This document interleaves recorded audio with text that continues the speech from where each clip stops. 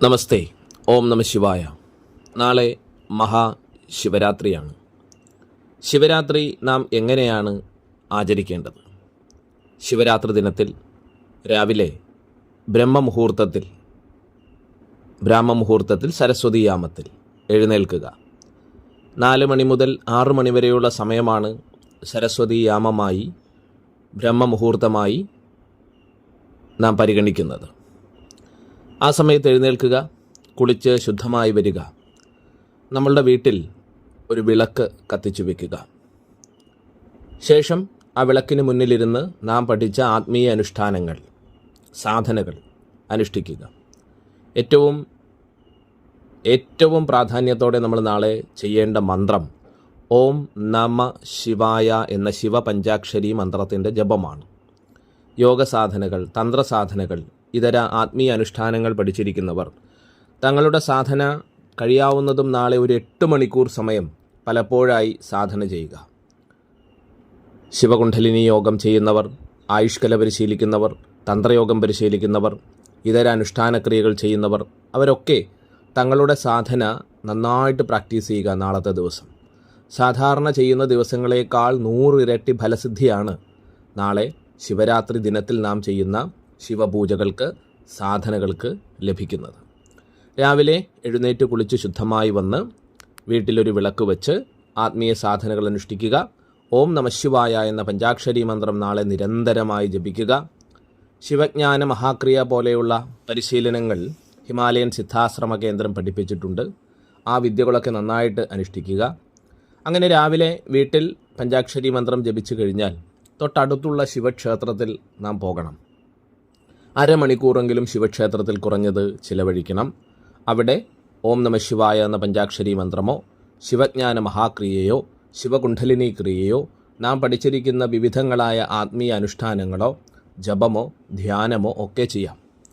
നാളത്തെ ദിവസം പരമാവധി മൗനവ്രതം നമ്മൾ സ്വീകരിക്കുക. അതായത് മറ്റുള്ളവരോട് സംസാരിച്ച് നമ്മളുടെ എനർജി കളയാതെ മൗനവ്രതം സ്വീകരിക്കുക. എന്നാൽ മന്ത്രം ജപിക്കുന്നതിന്, കീർത്തനം ചൊല്ലുന്നതിന് മൗനവ്രതം ഭഞ്ജിക്കാം. മറ്റുള്ളവരോട് സംസാരിച്ച് സമയം കളയാതിരിക്കുക. നാളെ പരമാവധി വെള്ള വസ്ത്രങ്ങൾ ധരിക്കുക.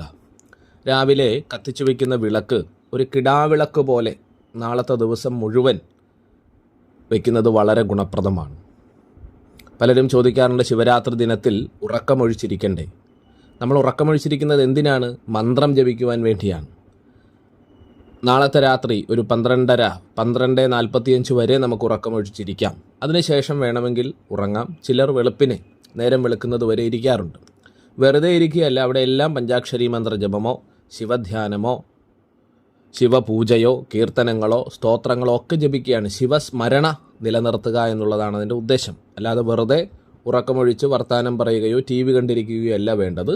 ആഴത്തിൽ ധ്യാനിക്കുക, മന്ത്രജപം ചെയ്യുക, പ്രാണായാമം ചെയ്യുക, ശിവപൂജ ചെയ്യുക.